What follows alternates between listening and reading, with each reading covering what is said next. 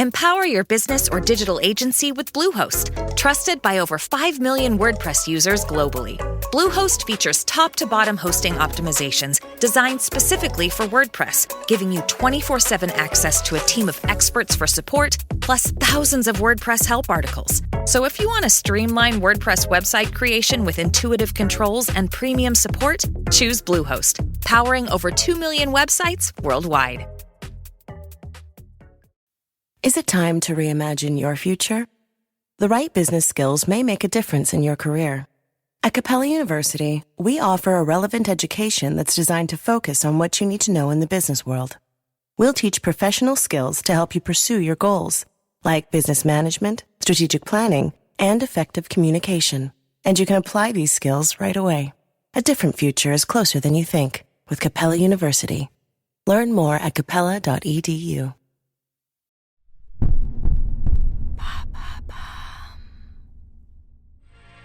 Le 12 octobre 2000, un homme de 60 ans, d'une élégance et d'une discrétion infinie, au regard d'une intensité rare, un homme qui a failli être réduit au silence par son gouvernement, monte sur scène pour recevoir l'un des prix les plus prestigieux du monde, le prix Nobel de littérature. Son nom, Gao Xingjian.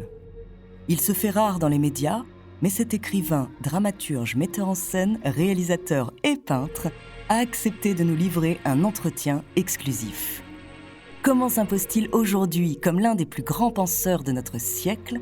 Pour tout savoir sur l'art d'un homme libre, découvrez cette true story.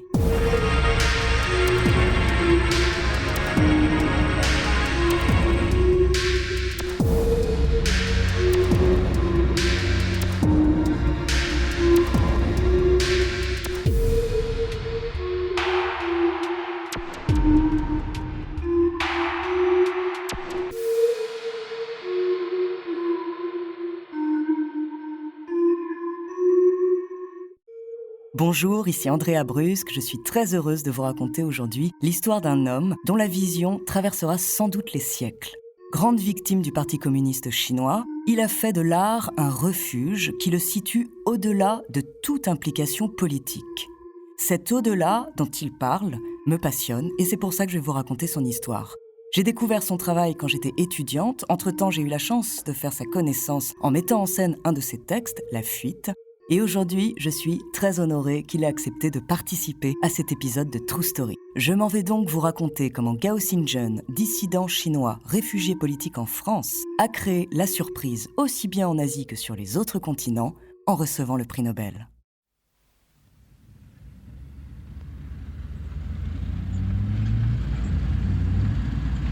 C'est bien le bruit d'un char que vous entendez. Un char semblable à ceux qui ont écrasé froidement des centaines de manifestants sur la place Tiananmen en 1989. Cet événement politique, le plus important de l'après-révolution culturelle en Chine, a pris la forme d'un mouvement pacifique qui a réuni étudiants, intellectuels et ouvriers chinois. À cette époque, ils dénonçaient déjà la corruption et demandaient des réformes démocratiques. Plusieurs centaines d'entre eux ont été sauvagement assassinés par l'armée.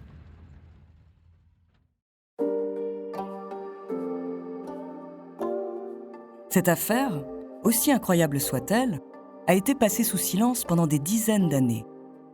Mais Gao Xingjian, en 1989, décide de mettre des mots sur l'indicible au travers d'une pièce de théâtre, La Fuite.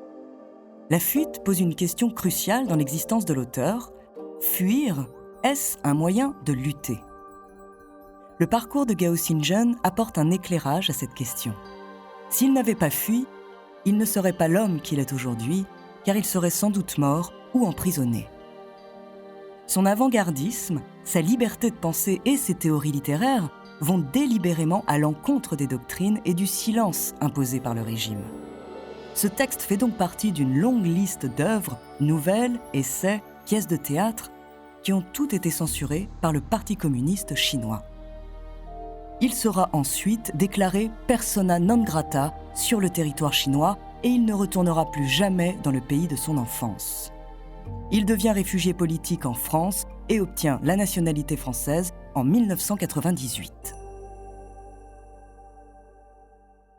Quelques années avant sa fuite. Gao Xingjian est né le 4 janvier 1940 à Ganzhou, en Chine, pendant la guerre sino-japonaise. Il vit une enfance heureuse avec des parents cultivés et très ouverts. Son père est banquier et sa mère, actrice amatrice, participe énormément à l'avènement de sa curiosité pour les arts de la scène et la littérature. Dès l'âge de 5 ans, il monte sur scène et il écrit ses premiers poèmes à l'âge de 10 ans. Passionné par la langue française, il obtient à 22 ans un diplôme de français à l'Institut des langues étrangères de Pékin. Il découvre Nathalie Sarraute, il traduit même en mandarin des auteurs français comme Jacques Prévert, dont il affectionne tout particulièrement le style vivant et touchant, et dont il dit se sentir très proche, tout comme Eugène Ionesco et Henri Michaud. Il offre à ses compatriotes la possibilité de découvrir la littérature occidentale contemporaine, en particulier les auteurs de l'absurde. Amoureux de littérature française contemporaine, il a su concilier, comme personne, la manière occidentale d'écrire et les préoccupations de son peuple dans ce siècle agité. Il me fallait écrire en français. C'était difficile, hein? C'était un défi. Mais pourquoi pas? Pour la première page, c'était la pièce Au bord de la vie. J'ai écrit directement en français sans passer par la traduction chinoise. Parce que les deux langues, la différence est très très grande. Le français, c'est grammaticalement très structuré et musical. Ça, c'est pas comme le chinois. Le chinois, on peut couper les phrases en petites phrases. Bien sûr, à l'intérieur, il y a une structure bien construite. Mais les phrases peuvent couper en petits morceaux. Mais si je veux écrire en français, j'apprécie cette musicalité. C'est pourquoi je dois bien structurer la phrase. Dans les années 60, pendant la Révolution culturelle, comme des millions de Chinois, il est victime de la terreur ordonnée par Mao. De 1966 à 1972, pendant 6 ans, Gao Xingzhen sera interné dans un camp de rééducation par le travail appelé Laogai, en République populaire de Chine. Par son usage au service de l'appareil répressif de l'État, il est communément considéré comme l'équivalent du goulag soviétique. Aujourd'hui encore, nombre de ces centres de détention existent. On y trouve les opposants politiques dissidents et les étudiants présents lors des manifestations de la place Tiananmen en 1989. Ce drame va le marquer à jamais. Mais il refuse de se taire et d'accepter le diktat culturel des autorités de Pékin. Ses œuvres sont censurées. Gao devient un précurseur de la révolte étudiante de la place Tiananmen. En 1988, 12 ans après la mort de Mao, les écrivains chinois comme Gao, interdits, souvent brisés par la révolution culturelle, ont peu à peu réapparu. Gao est l'un des initiateurs de ce courant moderniste qui s'oppose à la pensée officielle et qui est donc anticommuniste. Les dirigeants chinois de l'époque rejettent le modernisme car c'est pour eux un produit de l'Occident. Aujourd'hui encore, 40 ans après la mort de Mao, la censure sévit toujours contre les lanceurs d'alerte et les opposants au prix d'une répression sans merci. De retour à Pékin, Gao est l'étincelle qui met le feu à la plaine du conformisme. Nourri de littérature occidentale, il écrit et met en scène plusieurs spectacles. L'écriture subversive de Gao Xingzhen rencontre beaucoup de succès auprès du public chinois. Il joue à guichet fermé au Théâtre populaire de Pékin. Mais Gao fait scandale. Très influencé par Samuel Beckett, Antonin Artaud ou encore Bertolt Brecht, il excelle à manier absurde et satire sociale, notamment dans sa pièce Signal d'alarme, qui met en scène de façon astucieuse et drôle une fille et des loupards dans un train. Et dans Arrêt de bus, cousin chinois d'En attendant Godot de Beckett, qui lui attire les foudres du parti. Pour avoir brisé 50 ans de normes théâtrales, le spectacle donné à Pékin est interdit au bout de quelques représentations. En 1989, il est condamné pour pollution spirituelle.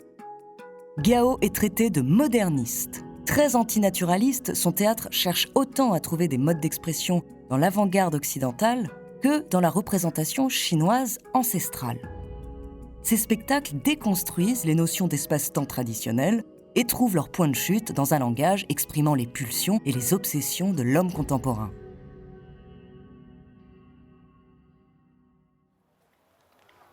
Pour éviter la prison, il entreprend un voyage pendant plus d'1 an à travers la Chine. Mais en 1987, après un bref retour à Pékin, Gao est contraint à l'exil. Il doit sauver sa vie.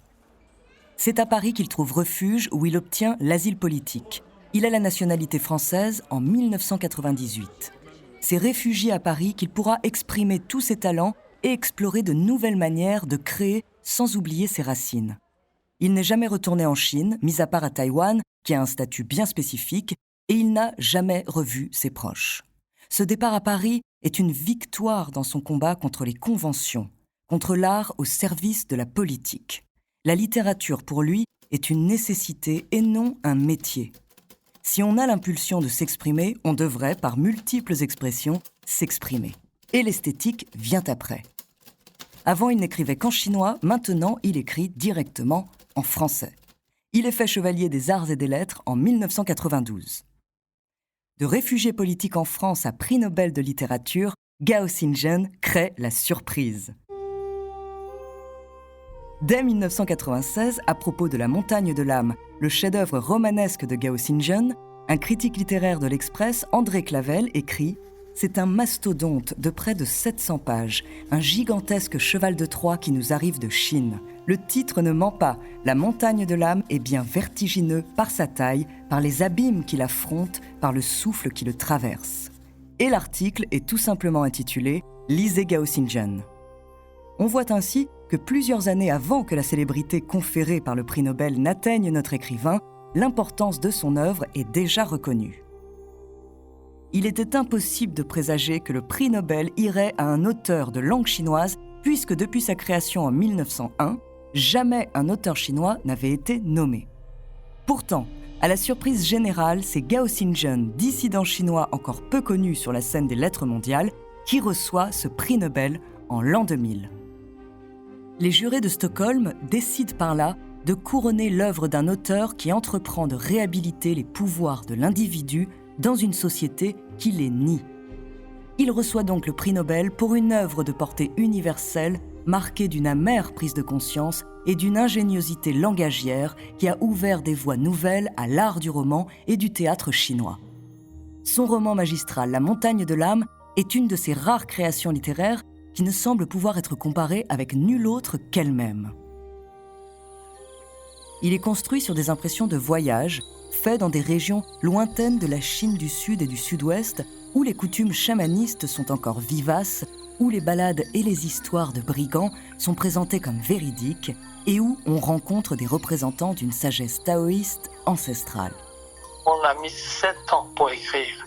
Dès quand j'ai écrit ce roman-là, j'ai déjà prévu. Même à ce temps-là, j'ai prévu. Peut-être de mon vivant, ce ne sera pas publié, mais peu importe. J'ai besoin d'écrire un roman pour moi-même, sans aucune autocensure, sans penser les contraintes de la publication. Voilà. C'est pourquoi, dans ce roman-là, cette libre expression. Et si on habite en Chine et qu'on consulte Internet pour connaître le nom du prix Nobel en l'an 2000, sachez qu'on passe directement de 1999 à 2001. L'année 2000 a disparu. La remise du prix Nobel à Gao Xingzhen est aussi censurée. Comme écrire est un acte subversif, condamnable en Chine, Gao en a inévitablement souffert et il pense que l'artiste ne doit pas faire de politique. Depuis le XXe siècle, l'idéologie et la politique est envahie dans l'art, dans la création artistique. C'est une maladie du siècle, de l'époque. Jusqu'à aujourd'hui, on n'en est pas sorti. Voilà, c'est pourquoi j'écris un livre sans isme. Ça veut dire au-delà de l'idéologie. Chaque parti politique a son politiquement correct. C'est lié à un intérêt très particulier. L'art est au-delà de tout ça. L'art, ça, c'est une sublimation de la connaissance, des sensations, de la nature humaine. Quand on lit les pièces grecques, tragédies, ça nous touche encore. On lit Shakespeare, c'est éternel. L'art, au-delà de ça. L'artiste peut avoir son engagement politique dans sa vie, mais s'il introduit ça dans sa création artistique, c'est catastrophique. Selon Gao, on écrit car on éprouve une nécessité de s'exprimer, de montrer sa connaissance et de communiquer avec les autres. Dans ce cas-là, cette écriture est irremplaçable car ce n'est pas de la propagande ni un outil pour changer le monde. Gao pense qu'un individu ne peut pas sauver le monde. Il considère cette idée comme une maladie chez beaucoup d'intellectuels de nos jours. Tout individu a sa faiblesse, aussi chaotique que ce monde-là. Seulement quand on est conscient de ça, selon lui, on commence à avoir un recul et une certaine sagesse. On observe le monde avec lucidité. Il veut montrer le monde tel quel, en écho à la nature humaine. J'ai une curiosité de tout connaître. Ma création, c'est une assimilation. Toute cette richesse, sans distinction du passé. Après cette nourriture, après cette assimilation, voilà, on commence à réfléchir, à trouver sa propre voie, sa propre méthode. Finalement, c'est ma création.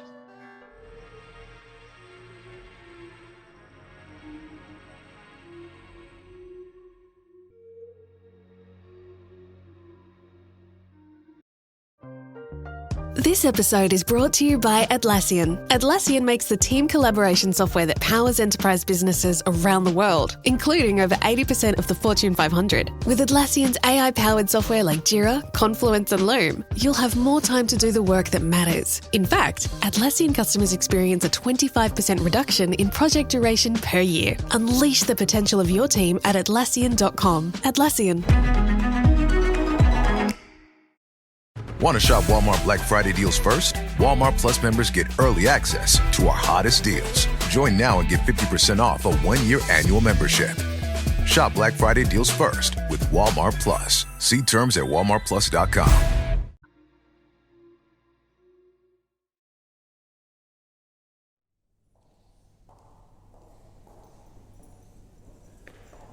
Le silence s'impose lorsqu'on découvre les 6 œuvres monumentales de Gao Xingzhen intitulées Subconscience, créées spécialement en 2017 dans la salle Gao Xingzhen au Musée royal des Beaux-Arts de Belgique. L'homme de lettres renoue ici avec la grande histoire culturelle chinoise, la peinture, un de ses moyens d'expression privilégiés.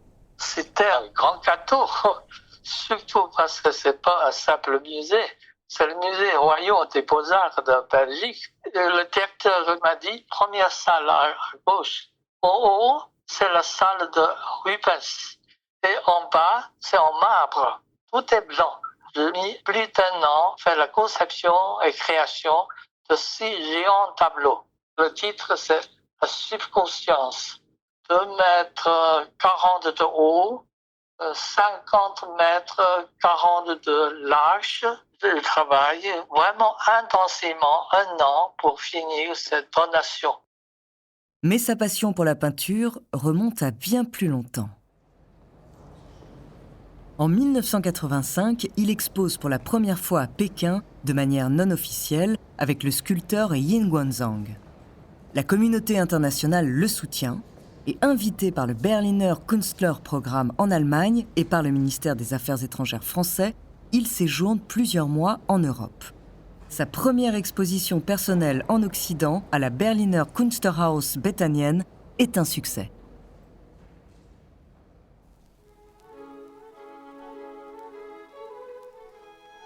Lorsqu'il peint, Gao Xingzhen écoute Bach, Vivaldi, Steve Reich ou Philip Glass. Il préfère les musiques répétitives sans paroles, car cela crée une ambiance qui permet d'épurer l'esprit. Son œuvre graphique est fortement inspirée de ses souvenirs d'enfance. Les paysages représentés ont des zones d'ombre et des parcelles de lumière, comme l'obscurité d'une Chine menaçante qui s'oppose à la clarté de l'espoir. Il peint d'abord à l'huile jusqu'en 1978, puis il opte pour la peinture à l'encre de Chine, abandonnant ainsi les couleurs au profit du noir, dont la palette est déclinée en centaines de nuances. Gao Xingzhen utilise les supports chinois traditionnels, comme le papier de riz ou encore le pinceau en poil de chèvre, qu'il combine avec des techniques occidentales. Il utilise l'art du lavis, technique picturale consistant à n'utiliser qu'une seule couleur qui est diluée pour obtenir différentes intensités. Gao Xingzhen évoque la tradition millénaire chinoise, ce qui prouve à tous ses détracteurs, à ceux qui lui reprochent d'oublier l'art traditionnel oriental, qu'il ne renie pas l'histoire de ses ancêtres, bien au contraire.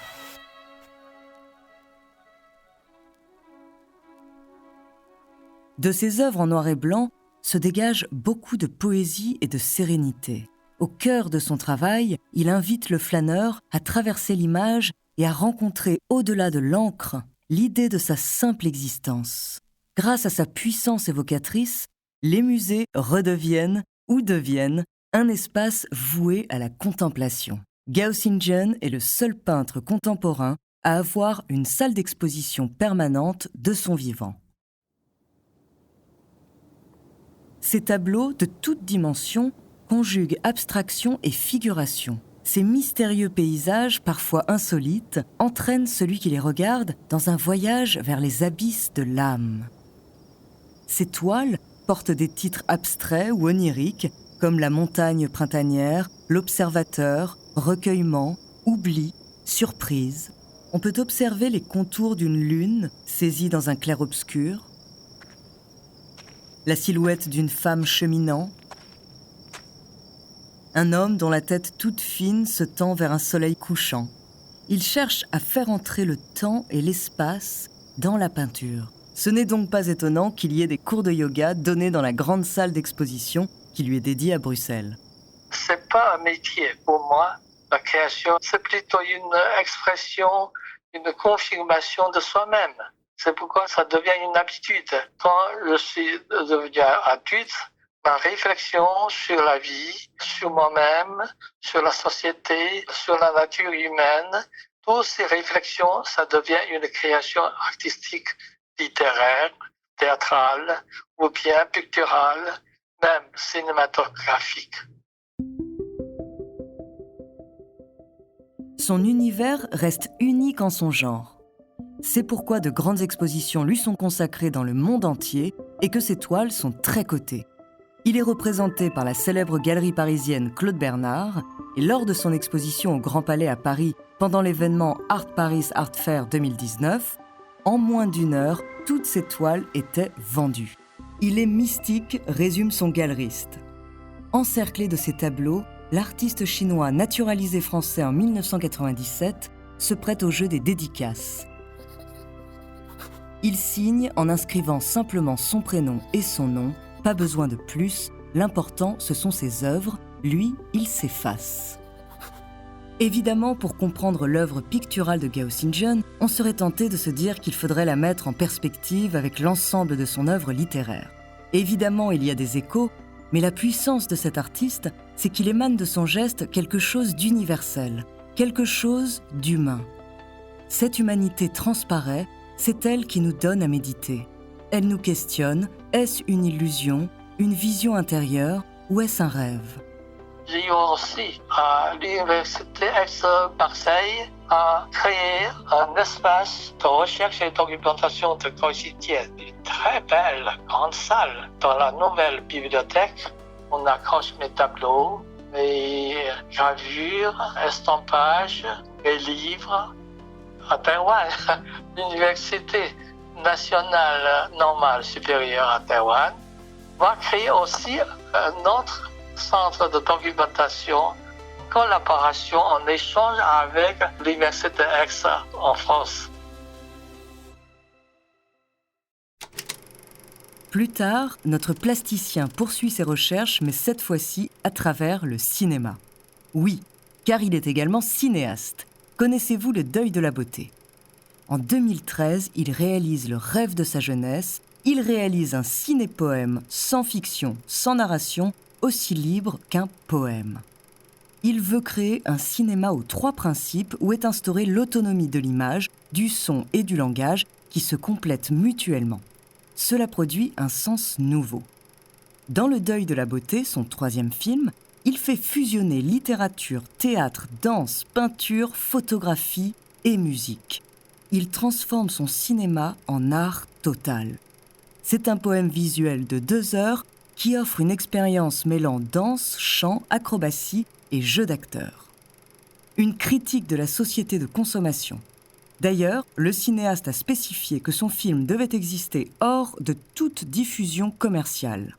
Il n'y a donc que les musées et les festivals d'art et d'essai qui peuvent le projeter. c'est une critique de l'art de nos jours. Mais on peut encore créer, bien sûr. C'est pourquoi, après ce film-là, je lance immédiatement. J'ai mis 6 ans pour faire ce film, vous voyez. Fin de 2013, à Singapour, je lance le premier appel pour une nouvelle renaissance. Et puis depuis cette date-là, sans arrêt, je fais presque dans le monde entier lancer ce nouvel appel pour une nouvelle renaissance. En Italie, en France, en Angleterre, au Japon, en Corée du Sud, à Taïwan, à Hong Kong, voilà partout. Je lance cet appel-là. Le deuil de la beauté fait écho à un poème de Gao du même titre et je m'en vais vous en lire un extrait. Le savez-vous, la beauté a disparu. Quoi ? Que dis-tu ? Savez-vous que la beauté est morte ? Mais qu'est-ce que tu dis ? Savez-vous que la beauté est anéantie ? C'est impossible. C'est comme ça. La beauté est morte et enterrée. Dans ce monde à présent, sous nos yeux, sous les cieux, s'étalent les publicités. Elles s'insinuent partout à chaque minute, à chaque seconde. L'ordinateur à peine allumé, impossible d'arrêter ces publicités. Et tout n'est plus que tapage politique, dispute entre partis, campagne électorale. Tout est people et inonde ce monde. La vulgarité rivalise avec le kitsch. Seule la beauté d'un goût suprême disparaît en silence. Elle est partie sans laisser de traces. Cette sale besogne, qui l'a faite ? Nul ne le sait. Comment cette folie a-t-elle été commise ? En plein jour, c'est ainsi. La beauté a été étranglée, anéantie, achevée. Gao Xingzhen interroge aussi en profondeur l'art du comédien. Il n'hésite pas à déplacer les frontières et à remettre en question ce qui peut paraître acquis. Après avoir dirigé bon nombre d'acteurs en Chine, en France, notamment la troupe de la Comédie Française en 2003 pour sa mise en scène de 4 quatuors pour un week-end, le metteur en scène a une vision du jeu d'acteur qu'il appelle l'acteur neutre. Il réinvente la formation de l'acteur et sa relation au public. Et dans son film, tourné dans son atelier parisien, les images de ses tableaux sont en arrière-plan et les comédiens au premier plan. L'enjeu créatif consiste donc à établir un lien entre les deux arts. La direction d'acteur est très importante pour Gao Xingzhen et il en parle très précisément dans son livre « De la création ». Selon lui, tout le corps, l'attitude, la posture, la position des mains, le pas, toute la gestuelle, la mesure, le rythme, le style, constituent le vocabulaire fondamental du jeu. Il y a aussi la formation de l'acteur. Je préconise un acteur omnicompétent. Ça veut dire un acteur qui devrait apprendre la danse, expression corporelle, expression de visage, voilà, et intonation et la formation de voix. C'est pas avec sa voix propre dans la vie quotidienne. Une belle voix qui peut s'adresser au loin dans la salle. Voilà, tout cela, c'est l'art de jeu de comédien.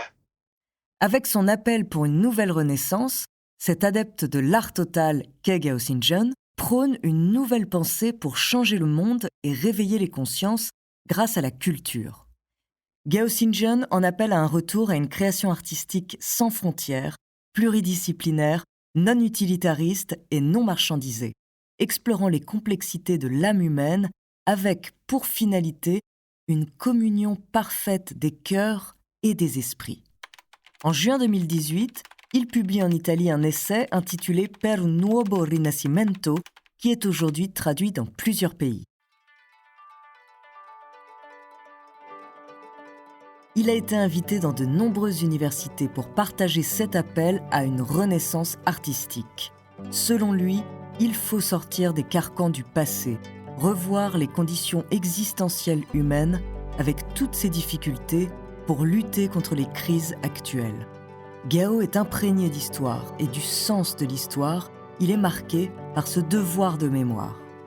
En 2019, il expose 40 tableaux, films et photographies dans le cadre de la 11e saison du Centre d'art et de nature dans le domaine de Chaumont-sur-Loire. Tout est dur, je dois dire. Si on veut vraiment créer quelque chose, Si on veut vraiment toucher le réel, c'est pas la réalité, au plus près du réel.